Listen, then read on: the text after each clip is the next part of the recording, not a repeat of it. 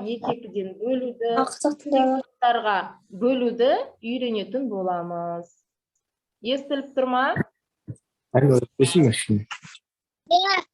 Жақсы, жарайсыңдар. Балалар, енді жаңа тақырыпты бастамас бұрын сендерге сұрақтарым бар. Бір сұрағым бар. Тақ сандар және жұп сандар. Кім біледі, тақ сандар қандай сандар, жұп сандар дегеніміз қандай сандар? Еске түсіріп кетейікші, ғане бірінші сыныпта өткен бізде дауыстарыңды қосыңдар да жауап беріңдер. Түгел суреттерін шығарыңдаршы, балалар. Сырым, сәлеметсің бе?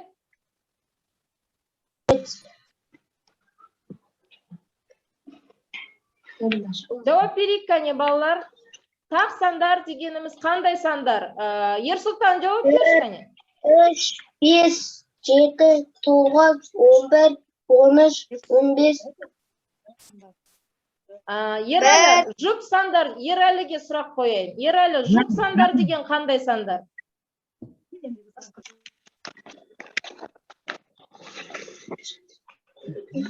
Ерәлі.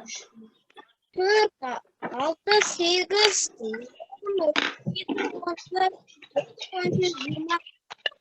10. Жарайсыңдар, балалар. Дұрыс айтасыңдар. Тақ сандар ол 1, 3, 5, 7, 9 сандары, жұп сандар ол 2, 4, 6 сандары. Яғни бұл дегеніміз тақ сандарды біз екі-екіден немесе қос-қоста бөле алмаймыз. Ал жұп сандарды біз екіден немесе тең жартыға бөле алатын сандар, е, балалар? Түсінікті ғой, бізге? Енді бұл негізінде сұрақ қойғанды сабақ барысында көретін боласыңдар. Қазір мен сендерге слайдты ашамын.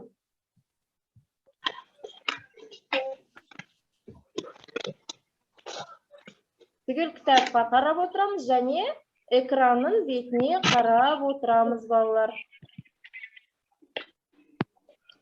Көрініп тұр ма? Иә. Сабақтың тақырыбы тең топтармен санау, тең топтарға бөлу, спортпен шұғылданамын. Бүгінгі сабақтың мақсаты заттарды топтап санауды және заттар тобын бірнеше тең бөліктерге бөлуді үйренесіңдер сендер бүгінгі сабақта. Олай болса, кітаптағы бірінші тапсырмаға қараймыз, егерде мына жерде сендерге көрінбесе, балалар. Мұнда суретте бізде, балалар, бірнеше сурет берілген, бумадағы суреттер берілген. Осы суретпен біраз жұмыс жасайық. Міне қараңдар, әр бумада неше зат бар? Осындай 2, 3, 4, 5 бумада неше зат барын есептейік, балалар. Бірінші бізде теннис добы. Бұрын теннисті осындай кішкентай доптармен ойнайтын неше доп бар? Санақшы, ғане, санаңдар. Бірінші бумада. Неше доп бар, балалар, бірінші бумада? 6. Дұрыс айтасыңдар, 6 доп бар екен. Енді дәл осындай 6 добы бар бір буман 2 бума қылсақ, неше болады 6 алтаудан? 12. Дәл осындай бумадан 3 болса ше, балалар? 18. Дұрыс айтасыңдар, 6-ны 2 рет қоссақ 12, 3 рет қоссақ 18 болады екен. Яғни дәл осындай бумадан бізде 3 болса, бізде 18 доп болады екен. Жарайсыңдар, балалар. Келесі суретте кеттік. Келесіде бізде баскетбол добы берілген. Буманың ішінде неше доп бар? Әр буманың ішінде 4, дұрыс айтасыңдар. Дәл осындай бумадан 2 болса, бізде неше доп болады? 8, балалар, 8. Ал дәл осындай 4 добы бар бумадан 3 болса, 12, дұрыс айтасыңдар. Біз бұл жерде 4-ті өзіне 3 рет қосамыз. 4 қосу 4 тең 12. Жарайсыңдар, балалар. Біз бұл жерде бір-біріне қосу арқылы, әр буманың санын қосу арқылы жауабын тауып алдық. Ал егер де, балалар, мына қараңдар, дәл осындай бумадан қазір біз 3 шығардық. Ал егер 4 болса, 4 бума болса, неше болады? 16. Тамаша, дұрыс айтады, 16 болады. Яғни біз бұл жерде 4-ті өзіне 4 рет қоссақ 16 болады. Жарайсыңдар балалар, енді мен айтқым келіп тұрғаны, бұл жерде кез келген санды біз жұптасып санауымызға болады. Мысалға 3-ті 3-пен санайтын болсақ, 3, 6, 9, 12 деп кете береді. Егер 4-пен санайтын болсақ, жұптап, топтап, 4, 8, 12, 16, сосын балалар, осы жерде біз 5 санымен санасақ ыңғайлы екен. Өйткені 5 санында тез-тез қосуымызға жол бар, 5, 10, 15, 20, 25, 30, 35 деп кете береміз. Ал егер біз 10-дықпен санасақ, ол одан да ыңғайлы болады екен. Мысалға, 10 десек, оған тағы да 10-дық. Дұрыс айтасыңдар, 10-дықтармен санауда өте ыңғайлы екен. Тамаша, жақсы, келесі тапсырмаға кеттік. Екінші тапсырмаға қараймыз кітаптағы балалар. Бұл жерде әмірде міне 12 доп бар екен. Көріп отырмыз ба 12 допты? Енді осы ол доптарды, балалар, ол доптарды әр қорапқа 6-дан салыпты. Әр қорапқа 6-дан салыпты. Сонда бізге неше қорап қажет болды дейді? 2. Қайдан білді? Бірінші 6 қорапты. Тамаша. 12-ден міне бірінші 6 допты алып тастаймыз бір қорапқа. 6 болады. Одан кейін келесі 6 допты екінші қорапқа салсақ, бізде түкте қалмайды. Демек, біз 2 рет азайттық. 12-ден 6-ны, сонда бізде неше қораптан екен? 2 қораптан келеді екен 6 допқа. Жарайсыңдар, 6 доп, 12 допты біз 2 қорапқа 6-6-дан бөлді. Тамаша балалар. Енді өшіріп қойыңдар балалар, микрофондарыңды өшіріп қойыңдар. Мен сұрақ қойғанда ғана қосасыңдар. Келесі, екінші есептің әсіне қарайық.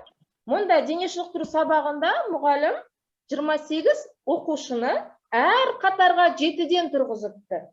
Неше қатар болады балалар? 28. Қайдан білдік 4 қатар екенін? 4 қатарда болады. 4 қатарда болады. Өйткені 7-ні 28-де неше рет азайтамыз? Санаңдаршы кәне? 28 4 рет. 4 рет азайтасында. 4 рет азайтып, біз балаларды қатарға 4 рет. балаларды қатарға қойып алдық. Сонда әр қатарда 7 баладан 4 қатар болды екен бізде. Жарайсыңдар балалар. Бұның барлығын біз неге айтып жатырмыз? Мен айттым ғой жаңа сендерге, біз көбейту және бөлу бөліміндеміз деп. Осы бөлім бастамасы, яғни көбейту мен бөлудің осы жерде біз неше рет азайту керекпіз, неше рет қосу керекпіз, сол туралы түсінікті алып, ертең біз көбейту тақырыбына қарай жол тартамыз. Жақсы, олай болса балалар, бүгінгі күнді жазайық. Қаңтардың 26-сы сынып жұмысы. Мұғалім, Ау, менің дауысым естіліп тұр ма? естіліп тұр жүзім. Видеоңды қос.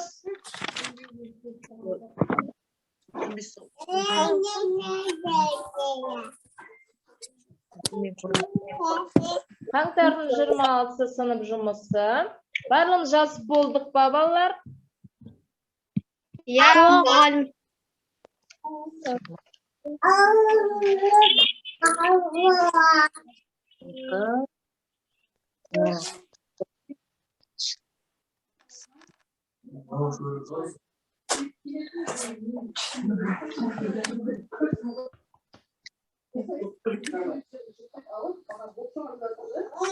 Үшінші есеп балар. Үшінші есепте санды өз-өзіне бірнеше рет қосқан. Осыны тез-тез орындаймыз. Жеке жұмыс. 19-шы беттегі үшінші есеп. Дауыстарыңызды өшіріп қойыңыздар. Есеп шығарып жатқанда бұл жеке жұмыс. Кім жылдам ойыны балалар тексереге кім жылдам орындайды екен?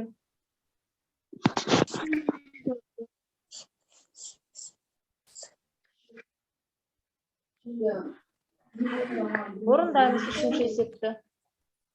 8-ге 8-ті қоссақ, 16-ға 16-ны қоссақ, 32. Жарайсың. 8-ді неше рет қостық, Ақнұр? 4 рет. 4 рет қостық, дұрыс айтасың. Келесі шығара бер. Толық есепті 6 өрнек берілген бе? 7-ге 50-ді қоссақ. Мұғалім, дәптерге жазамыз. 7-ге 50-ді қоссақ жаз. Шуламаймыз, балалар, дәптерге жазамыз.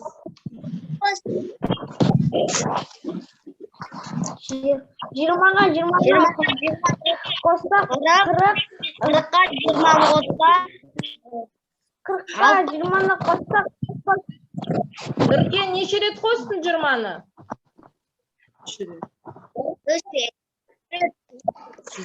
3 рет қостың. 20-ны өзіне 3 рет қостық. 200-ді қоссақ, 400. 100-ді 4 рет қосса, 400. Дұрыс айтасыңдар, 100-ді 4 рет қоссақ, 400. 30 қосу, 30 тең 60. Оған 30-ды қоссам 60. Жоқ. Неше болады 60-қа 30-ды қоссақ? 90. 90. Неше рет қостың 30-ды? 3 рет қостыңдар, жарайсың. 600-ге 100-ді қосса, 900. Айтпаймыз. Аналар жанында айтпаймыз, олар барлығы өздері шығаратын есеп бұл. 900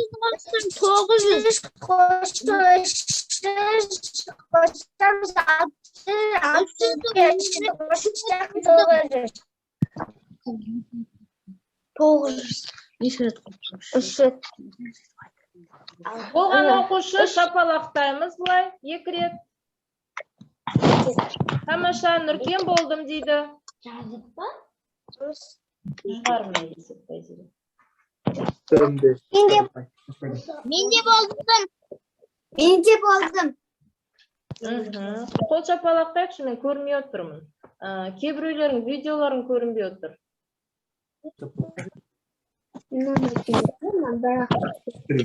Так, Ералы, Медина, Жүзім. Мен болдым. Аяру орындап отырсың ба? Аяру жауап бер.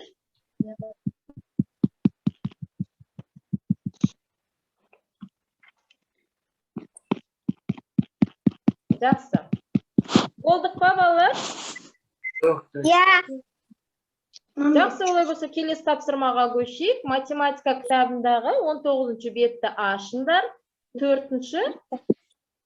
20-ға 20-ны көшеміз, е, балалар? 20-ны қоссам. Міне сендердің есептердің жауаптары. Қараңдаршы, тексеріп шығыңдаршы. Қате жіберген жоқсыңдар ма?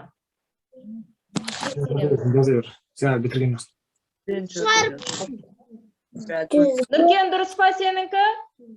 Тексердің ба? Дұрыс. Иә, менікі дұрыс, мұғалім. Жақсы. Тексереміз. Мұғалім, менікі барлығы дұрыс. Тамаша. Жарайсыңдар, балалар. Жақсы.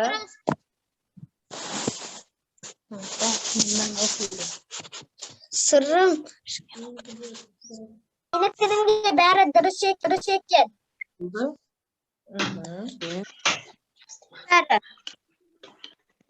Балалар, кішкене қолымыз сынықтырып алайға, кәне маған қарап қайталайық. Қолымызды жоғары көтерейік. Жоғары. Жанымызға. 1, 2. Бізді көріп тұрсыз ба? Көріп тұрмын. Тағы да 1, 2, 3. Енді алдымызға созыңдар. Қолымызды жұмып ашайық, балалар. Жұмып ашайық. Бұлай айналдырайық қолымызды міне. Билеген сияқты, қараңдар, бұлай айналдырамыз. Жарайсыңдар, тағы бір кішкене 3-4 рет ашып жұмайық. Қолымызды кішкене демалдырып алдық, бір жаттығудан кейін. Жақсы балалар. Келесі 4-ші есепке қарайық балалар енді. Енді 4-ші есепте бізде 3 түрлі түрмен беріліпті. Қазір мен қосамын. Тыңдаймыз, кәне балалар, тыңдаймыз, мен оқып берем, сендер